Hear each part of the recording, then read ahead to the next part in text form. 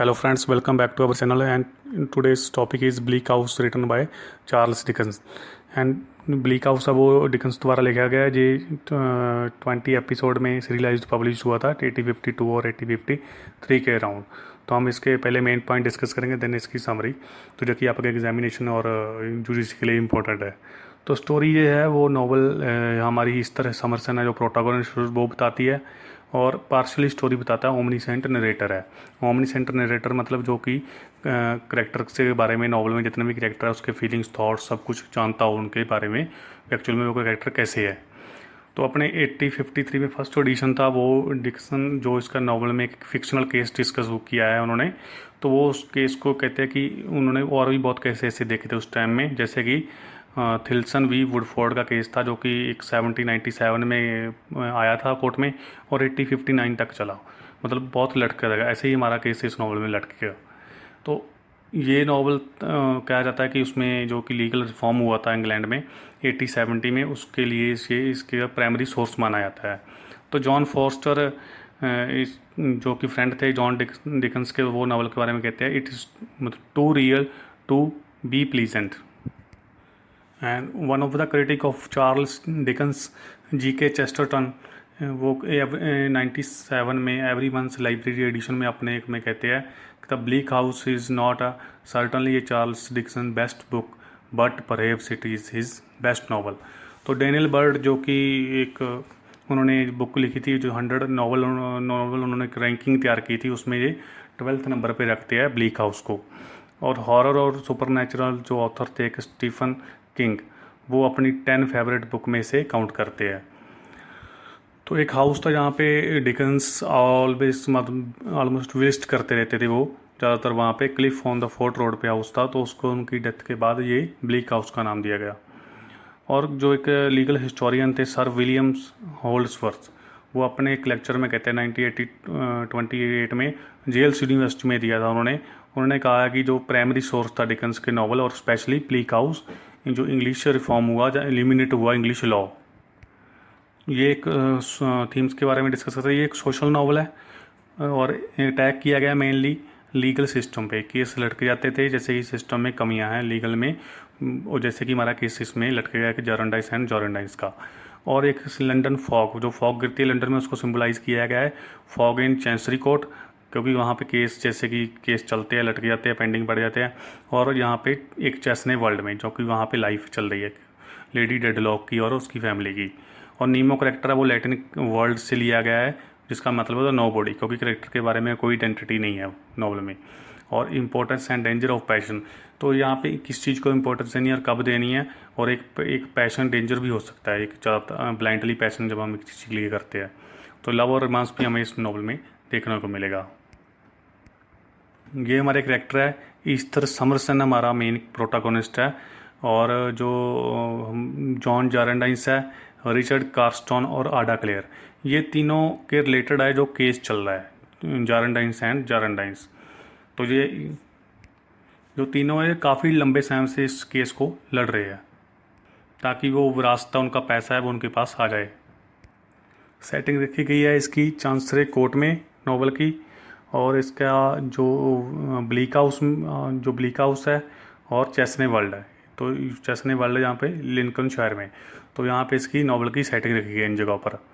तो जिसका main character है वो ईस्टर समरसन है, जिसके अराउंड जो स्टोरी है जो घूमती है इधर उधर। वो तीन मेन स्टोरीज है इसमें। एक तो जारंडाइंस एंड जारंडाइंस केस चल रहा है जो इनहेरिटेंस का विल का, और एक लेडी डेडलॉक है, और एक है मिस्टीरियस आइडेंटिटी है मिस्टर जॉर्ज की।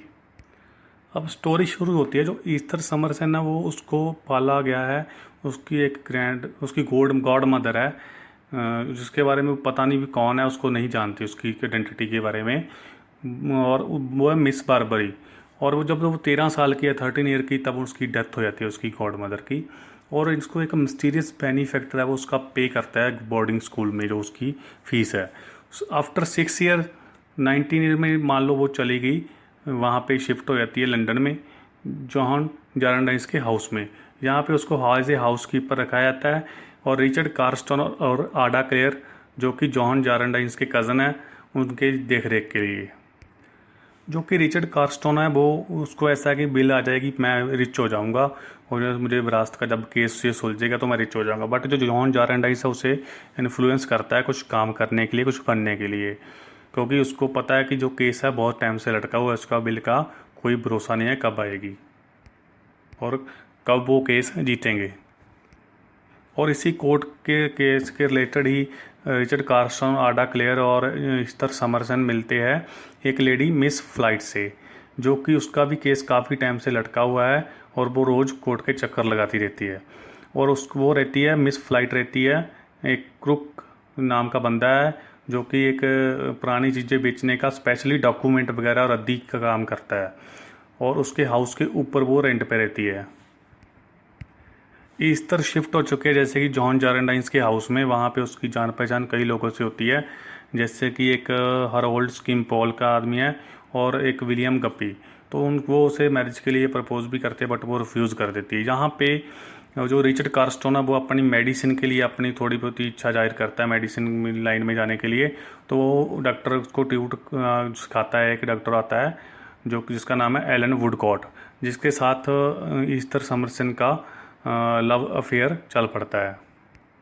उधर चेस्ने वर्ल्ड है जहाँ पे, वहाँ पे है जो कि मिस लेडी डेडलॉक, जो कि सर लाइजेस्टर डेडलॉक की वाइफ है। और वो एक डॉक्यूमेंट देखती है जारेंडाइंस केस के रिलेटेड ही, जो कि उसका एडवोकेट है, उसका वकील है, एक लॉयर तुलकिंग हॉर्न। तो उसके पास एक डॉक्यूमेंट है, हैंड राइटिंग लिखी हुई हैंड राइटिंग है।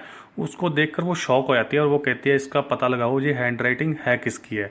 एक्चुअल में वो हैंड राइटिंग उसके लवर की है, जो कि शादी के पहले उसका लवर था और उसके बेटी भी हुई थी, जो कि मिस्टर जो सर लाइजेस्टर है उसको उनको पता नहीं है ये सारी सब कुछ। और लेडी डेडलॉक के जो कि लवर का नेम था कैप्टन जेम्स हैडन।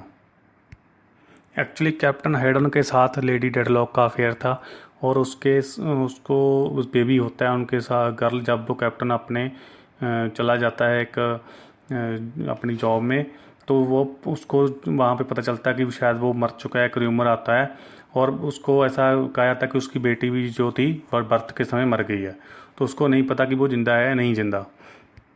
तो अब जब वो कह रही है कि वो एक्चुअली में वो डॉक्यूमेंट में हैंड राइटिंग किसकी है, तो इसको देखकर जो तुलकिंग है उसको भी, जो लीगल एडवाइज़र है उनका, उसको भी ऐसा होता है कि जो सीक्रेट जो है क्या, तो वो भी सीक्रेट जानने के लिए अपना अंदर अंदर उत्सुकता हो जाती है, उसके अंदर भी क्यूरियोसिटी आ जाती है कि सीक्रेट वो है क्या एक्चुअल में।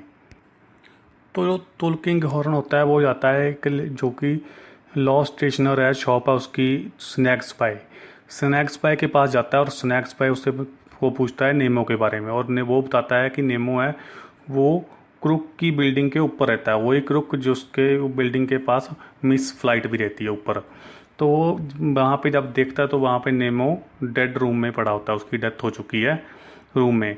तो मिस फ्लाइट भी होती है, वो मिस फ्लाइट एक डॉक्टर को बुला कर लाती है, वो डॉक्टर आता है एलन वुडकॉट। तो जो नीमो है वो कहता है कि वो ओपियम की ओवरडोज से मर चुका है, अफीम की ओवरडोज से। अब नेमो की कोई आइडेंटिटी नहीं है, कोई उसे जानता नहीं है, तो उसको सिर्फ एक जो नाम का लड़का ही, जो कि एक स्वीपर है, वही जानता है, गरीब पुअर लड़का। तो उसको बुलाया जाता है, वो कहता है मुझे वो खाना देता था और पैसे देता था और कुछ नहीं, मैं उसके बारे में जानता। तो नेक्स्ट डे जब ये सब कुछ पता चलता है लेडी डेडलॉक को, तो लेडी डेडलॉक अपने डिस्गाइज आती है, हॉर्टेंस उसकी जो एक सर्वेंट है, हॉर्टेंस के डिस्गाइज में आती है और जो को सब कुछ पूछती है और उसको वो जगह भी पूछती है जहाँ पे उसको दफनाया गया है नीमो को। जो उधर रिचर्ड और एडा होते हैं वो आपस में प्यार करने लगते हैं, बट वो अभी यंग है तो इसलिए शादी नहीं करते।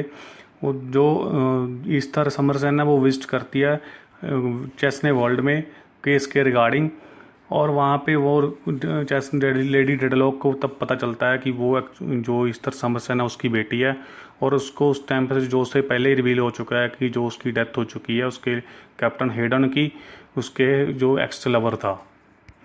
और जो रिचर्ड है उसकी एक भी जगह मन नहीं टिकता, अब उसका मन मेडिसिन से भर चुका है और वो अब court as a army join करने के लिए ट्यूशन ले रहा है, ट्यूटर बना है और उसका मिस्टर जॉर्ज है उसका ट्यूटर।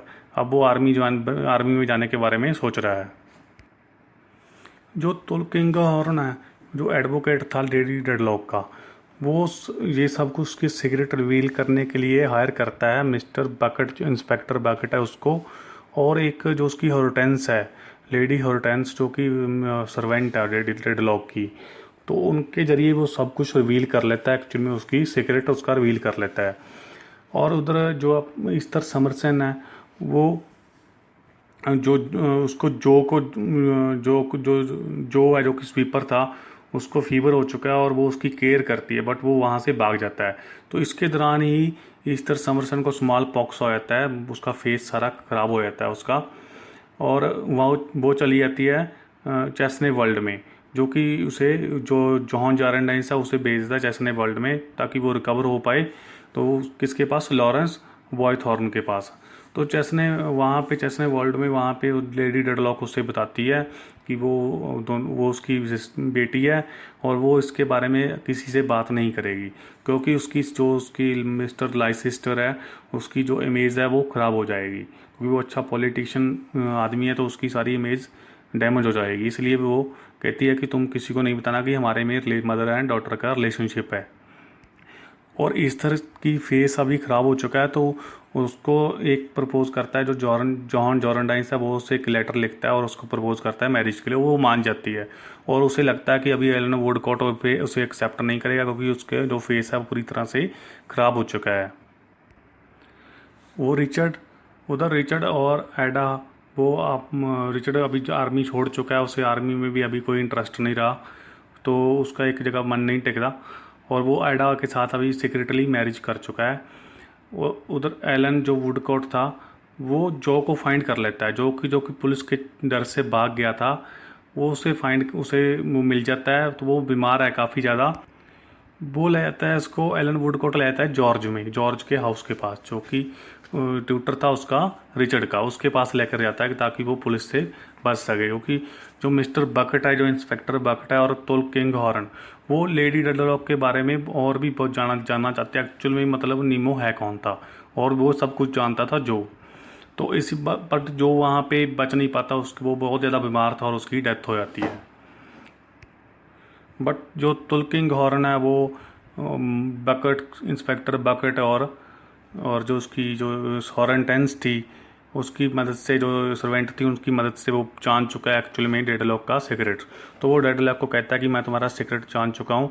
तो इससे डेडलॉक बहुत घबरा जाती है, और उसके बाद नेक्स्ट डे ही उसकी गोली मारकर कोई डेथ कर देता है उसकी, तुलकिंग हॉर्न की। उसको जॉर्ज को उसके इल्ज़ाम में पकड़ लिया जाता है, जेल में डाल दिया जाता है, और जो लेडी डेडलॉक होती है वो वहाँ से भाग जाती है, और ताकि उसको ऐसा लगता है उसके हस्बैंड की अभी इमेज ख़राब हो जाएगी। तो उसके हस्बैंड को पता चल जाता है उसके सीक्रेट के बारे में, और उसे शॉक पड़ता है कि दौरा पड़ता है और वो गिर जाता है। बट वो उसे कहता है कि वो उसे माफ़ कर देगा, उसको लेडी डेडलॉक को उसे ढूंढ कर लेकर आओ। इसी बीच जो असली मर्डरर था वो थी जो सर्वेंट थी हॉरेंटेंस, क्योंकि तुलकिंग हॉर्न ने हॉरेंटेंस को जो कि उस सीक्रेट जानने के बाद उसे निकाल दिया था अपने जॉब से, या उसको बाहर कर दिया था यूज़ करके उसका। तो अब जो जॉर्ज को पकड़ा गया था, तो उसको भी छोड़ दिया जाता है, क्योंकि वो बेगुनाह साबित हो जाता है, और जो हॉरेंटेंस थी उसको जेल में डाल दिया जाता है। तो एंड पे जो जो बकेट था, वो इस्तर के साथ मिलकर ढूंढता है लेडी डेडलॉक को, बट डेडलॉक मिलती है नीमो की, जो कि उसकी जहाँ पे उसको बरीड किया जाता है, दफनाया जाता है, उसकी कब्र के पास वो मिलती है, और वो भी मर चुकी है। तो जॉर्ज की आइडेंटिटी भी यहाँ पे रिवील होती है, जो कि मिसिस राउंसवाल का बेटा है, जो कि सर लाइसिस्टर की हाउसकीपर थी। तो उसका बेटा है, उसकी आइडेंटिटी यहाँ पे रिवील होती है। और जो जारंडाइंस केस चल रहा था, वो भी एंड हो जाता है। तो उनका पैसा मिल जाता है, बट तब तक सब पैसा जो रिचर्ड और उनके जो कज़न थे वो लगाया है, वो कर्जा ही इतना ज़्यादा हो चुका है कि उनमें उसको कुछ नहीं मिलता, और उनका कर्जा उसको भी केस लड़ने के लिए उनकी फ़ीस ही इतनी दे चुकी है, और उसकी जो विल में उन्हें मिला है वो भी उसके बराबर नहीं है। जो रिचर्ड की वाइफ है अभी एडा, वो प्रेग्नेंट है, और रिचर्ड की ट्यूबरक्लोसिस से डेथ हो जाती है। उधर जारेंडाइंस जो जॉन जारेंडाइंस है वो रियलाइज़ करता है कि ईस्थर है वो एक्चुअल में एलन वुडकॉट को लव करती है और वो उनकी दोनों की शादी करवा देता है और उन्हें एक हाउस भी लेकर देता है जिसका नाम रखता है वो ब्लीक हाउस। एडा के सन होता है वो उसका नाम रिचर्ड रखती है और एलन और ईस्थर के 2 डॉटर होती है वो अपना हैप्पीली खुशी से रहते हैं। तो इसी के साथ ये स्टोरी हमारी यहाँ से फिनिश होती है। Thank you for listening. Hello friends, welcome back to our channel.